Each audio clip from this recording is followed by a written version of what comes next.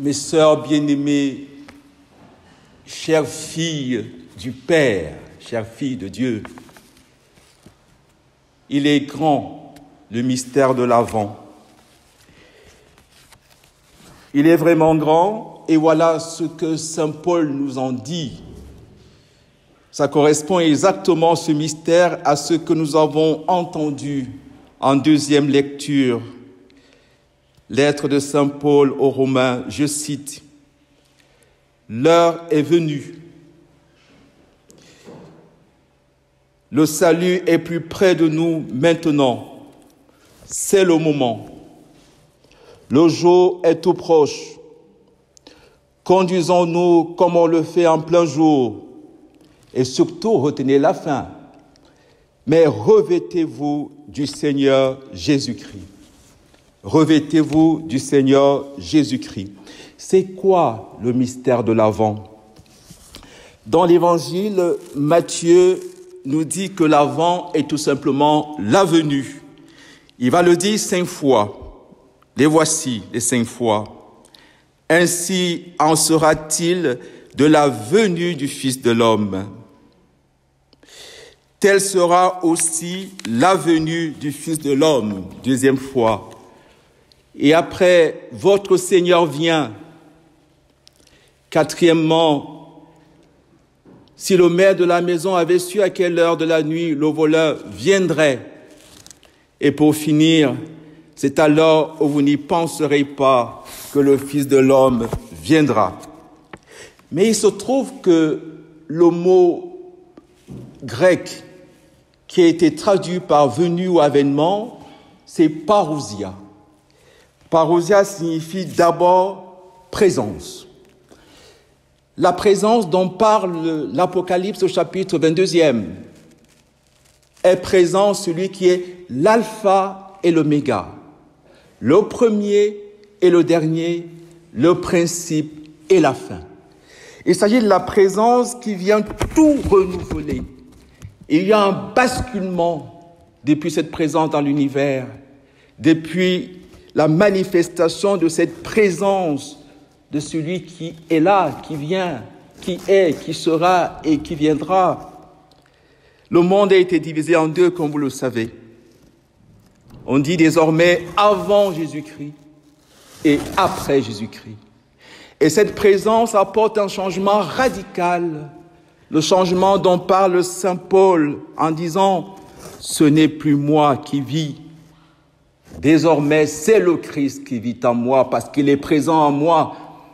Il est présent en moi, dirait saint Augustin, il est plus présent en moi que moi-même. » Mystère de l'Avent, mystère de la présence.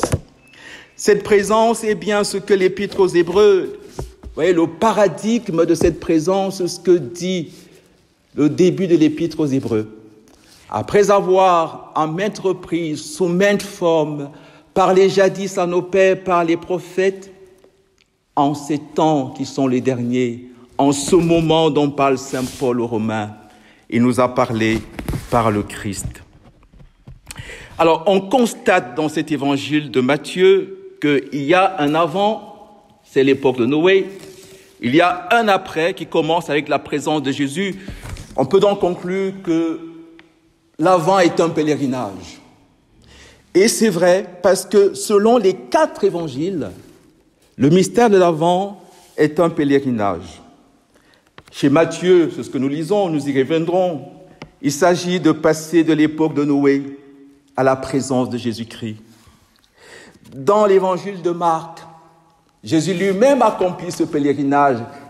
Dans le 1er chapitre, Marc nous dit, il sort de la synagogue et il se dirige dans la maison de Pierre.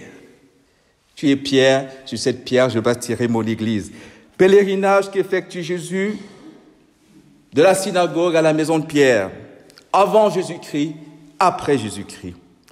Dans l'évangile de Luc, c'est encore plus beau parce que c'est votre mystère, vous le savez. C'est le pèlerinage que Marie effectue de Nazareth à Bethléem. C'est votre grâce propre, mes bien chères sœurs. De Nazareth à Bethléem, le mystère de l'Avent, c'est le mystère du pèlerinage, de l'Annonciation à la Nativité. Et retenez que c'est Marie qui détient le secret de ce pèlerinage, parce qu'elle n'attend pas celui qui est absent, elle attend celui qu'elle porte en elle. Donc le mystère de l'Avent, ce sera ce pèlerinage, ce passage de présence en présence. Il sera de plus en plus présent en elle. De l'Annonciation à la croix, au pied de la croix de Marie, au pied de la croix de Jésus, se tenait Marie, mystère de la présence. Et il sera présent en elle, à la croix, d'une nouvelle manière. Et puis, dans l'évangile de Jean, qui nous donne plutôt l'intelligibilité de tous ces pèlerinages, voilà comment ce pèlerinage est résumé dans l'évangile de Jean. La loi est venue par Moïse. Avant Jésus, c'est la loi de Moïse. La grâce et la vérité sont venues par Jésus-Christ. C'est celui-là, c'est cette présence-là que nous célébrons à travers le mystère de l'Avent. Et voici quelques passages, quelques pèlerinages à travers toute la Bible, au-delà des évangiles. En gros, la Bible nous propose de passer de l'Ancien Testament au Nouveau Testament. Il y a un pèlerinage à faire. C'est ce pèlerinage-là que Matthieu, dans son évangile, met dans la bouche de Jésus quand il dit « Vous avez appris qu'il a été dit que, moi je vous dis que ». De l'Ancien au Nouveau Testament. Le pèlerinage qu'il faut faire de la philosophie, c'est-à-dire de la théologie naturelle, à la théologie révélée. C'est le pèlerinage que Jésus essaie de faire avec tout ce qu'il rencontre, surtout dans l'évangile de Jean, de la religion à la foi. Il lui dit, c'est très beau, il lui dit, « Es-tu plus fort que notre père Jacob, qui nous a donné ce puits ?» Il dit, « Je suis la source d'eau vive. » Es-tu plus fort que Moïse qui nous a donné la manne au désert? Je suis le pain de vie. Es-tu plus fort qu'Abraham, notre père, avant qu'Abraham fût? Je suis. Magnifique. Il faut bien sûr, parce que c'est très beau, vous voyez, c'est très beau l'Avent, c'est très beau. C'est le pèlerinage que nous faisons du Dieu un au Dieu trine. Le pèlerinage des préfigurations à la présence. Exemple de préfiguration. Comme il en fut au jour de Noé, alors Noé entra dans l'arche. Ainsi en sera-t-il au jour du Fils de l'homme. Le jour où le Fils de l'homme entra dans l'arche, selon ce que nous propose l'Apocalypse, l'arche c'est Marie. Quand vous lisez le dernier verset du chapitre 11 et le premier verset du chapitre 12 de l'Apocalypse, vous découvrez que l'arche, c'est cette femme. L'ancienne alliance portait les 10 paroles, le décalogue. La nouvelle alliance, Marie, porte le Verbe. Alors, on se mariait, on prenait femme, on prenait mari, on mangeait, on buvait, jusqu'au jour où l'ancien Noé entra dans l'arche. Mais le jour où le nouveau Noé entra dans l'arche en Marie, on se mariait, mais avec lui. C'est ce que dit saint Paul. Le mariage est devenu un sacrement. Il dit, il s'agit du mystère du Christ et de l'Église. On mangeait et on buvait à la table du Seigneur. Tout a changé. L'avant, très grand mystère. Donc, on passe avec Marie de la virginité. Comment cela peut-il se faire puisque je suis vierge? À la maternité divine. De la loi à la grâce. De la mythologie, ça c'est important pour Jean. Commencement était le logos. Enarché en logos. Parce qu'avant Jésus, tous les commencements étaient des mythes. On passe de la mythologie au logos. On passe de la Maat. Vous avez entendu parler certainement de la Maat.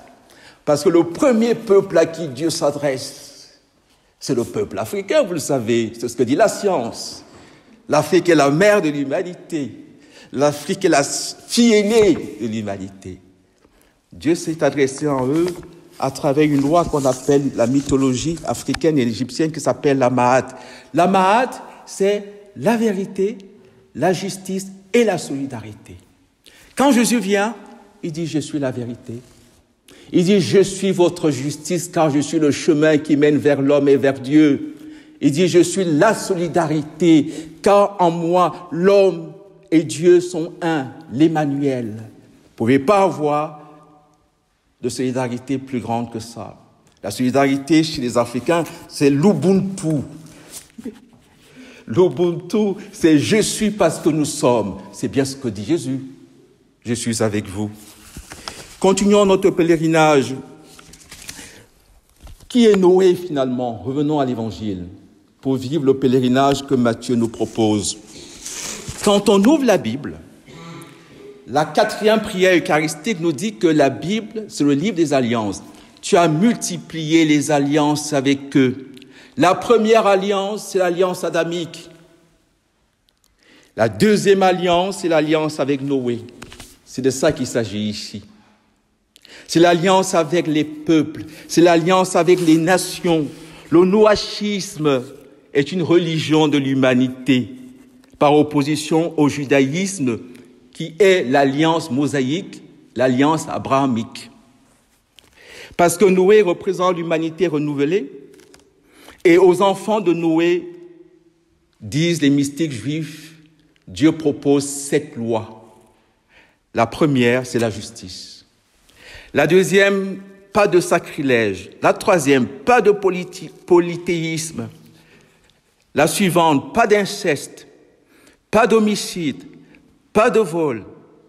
Ne pas user d'un membre d'un animal en vie.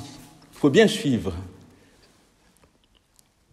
Ça correspond à la Mahat aussi. Ça correspond à la perfection de la nature. Ça correspond à l'alliance avec le peuple, avec toute nation. Face à ces 7 lois, la présence de celui que nous portons en nous, Jésus apporte 7 sacrements, 7 présences, qui sont la plénitude de la présence divine. Comme dit d'ailleurs saint Paul, en lui habite corporellement toute la plénitude de la divinité. Jésus apporte la plénitude de la grâce, la plénitude de la présence divine. C'est l'avènement de Dieu lui-même. Je vous ai dit de retenir la fin de la deuxième épître, de l'épître de saint Paul aux Romains. Il dit, vous avez revêtu le Christ. Celui que nous attendons est celui qui est présent de manière substantielle. Et cette présence, on l'a dit, a divisé le monde en 2. C'est ainsi que dit l'Évangile aujourd'hui, et c'est très beau et très mystérieux. Alors 2 hommes seront au champ, l'un sera pris, l'autre laissé. Qu'est-ce que cela veut dire? Il y a 2 ordres. Saint Thomas d'Aquin, au début de la somme théologique, Somme théologique, vous le savez, c'est la cathédrale gothique de la théologie. Il commence sa somme théologique avec une question qui nous intéresse et qui nous fait comprendre pourquoi il y a 2 hommes au champ. Du point de vue de la forme, tout est pareil. Mais du point de vue de la finalité, la différence est radicale. Saint Thomas d'Aquin se pose donc la question de savoir ce que le christianisme, ce que Jésus a apporté au monde, étant donné que la philosophie est la science de l'être et qui étudie l'être dans toutes ses dimensions, y compris Dieu, dit Thomas d'Aquin. Alors, qu'est-ce que Jésus apporte? 2 femmes sont au moulin, l'une est prise, l'autre est laissée. L'une est de l'ordre naturel, l'une se contente de ce que l'intelligence humaine peut faire par elle-même. Et l'autre a accueilli la grâce, la présence de Dieu qui change tout. L'un s'est contenté de l'époque de Noé, de la perfection humaine, de l'ordre humain. L'autre a aspiré à l'ordre divin que Jésus apporte. En vivant maintenant cette nostalgie, ces jours-ci, la nostalgie des jours de Noé est très forte. Ce refus de l'ordre surnaturel pour se contenter de l'ordre humain qui nous a été proposé par le malin, n'oubliez pas. Vous serez comme des dieux. Vous arriverez à la perfection, au salut par vous-même. Or, le salut que Jésus apporte est une divinisation de l'homme. Lui seul peut nous apporter ce passage que nous célébrons tous les jours à travers l'Eucharistie. Nous présentons le pain qui devient son corps, nous présentons le vin qui devient son sang. Nous nous présentons nous-mêmes et ils nous divinisent. Il y a donc une guerre, une lutte acharnée actuellement. Nous sommes tous tentés par le retour en arrière, par le retour à l'ordre de la nature, à l'ordre de Noé. Ça s'appelle l'ontologisme cartésien. Je pense donc je suis. Non, je pense je suis, c'est parce que lui, il est, je suis. C'est Jésus qui est. Si vous ne croyez pas que je suis, ça s'appelle la critique ancienne de la raison pure qui supprime la contemplation pour imposer à l'homme tout simplement l'efficacité dans l'action. Ça s'appelle le positivisme d'Auguste Comte qui rejette, qui se contente, qui fait de la science une idéologie. On ne peut se contenter que des résultats, des conclusions de la science. On ne touche plus à l'être, parce que c'est l'être qui nous ouvre à l'être premier. Ça s'appelle la phénoménologie de Husserl. Husserl dit qu'il faut mettre entre parenthèses l'être, l'époquet, parce qu'il faut dépasser, comme disait Auguste Comte, il faut dépasser le questionnement infantile du pourquoi pour ne se contenter que du comment, c'est-à-dire le primat de la loi. Ça s'appelle le fidéisme de Luther. Ça s'appelle l'historicisme des Kémites. Il y a aussi quelque chose qui est très à la mode. C'est qu'au fait, c'est Cicéron qui, le premier, avait dit qu'en regardant l'univers, il y a quelqu'un qui en est certainement le grand architecte. Mais en disant cela, il a regardé Dieu par rapport à ses effets et non Dieu par rapport à lui-même. Et la présence de Jésus nous ramène à Dieu par rapport à Dieu. Au commencement était le Verbe, et le Verbe était auprès de Dieu, et le Verbe était Dieu. Que faire? Ce qu'il faut faire, c'est ce que dit l'Apocalypse. Il faut crier vers Dieu en lui disant « Viens ». Que celui qui entend dise « Viens, Seigneur Jésus ». Qu'il vienne parce que sa présence renouvelle l'univers. Sa présence nous recrée. Dit saint Paul, nous devenons des êtres nouveaux. Sa présence nous apporte la divinité, car lui seul peut nous faire cette grâce, ce don de Dieu lui-même dont parlait saint Paul dans la deuxième lecture. Vous serez revêtus du Christ lui-même. Et c'est ce Christ lui-même que nous rencontrons dans cette Eucharistie. C'est cette présence substantielle qui a tout changé.